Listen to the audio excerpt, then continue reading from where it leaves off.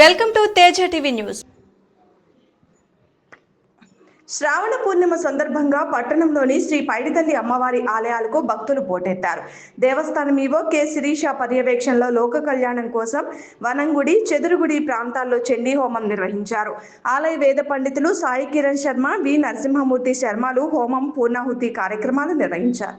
భక్తులు అమ్మవారిని దర్శించుకొని సోమాలి కార్యక్రమాల్లో పాల్గొన్నారు. దేవస్థానం సీనియర్ సూపరింటెండెంట్ ఏడుకొండలు, సిబ్బంది తదితరులు పాల్గొన్నారు.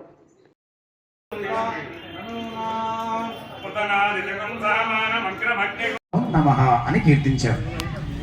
ఆ భ్రమణాన్ని నుంచి నారద మహాముని తొలగించిన తర్వాత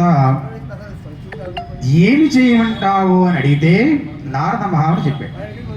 తేనె స్వీకరణ చేసినటువంటి ఆ మహాతల్లి ఇకపై ఎప్పుడు ఆపద వచ్చినా శక్రాదయస్వరగుణ అనేటువంటి వాక్యము ఒక శ్లోకములతో నన్ను మాతృరూపేణ సంస్థిత నమస్తస్యై నమస్తే అస్యై అని చెప్పాను కదా, అమ్మవారు చెప్పింది కదా, ఆ శ్లోకములతోనే మీరు అమ్మవారిని ప్రార్థన చేయండి.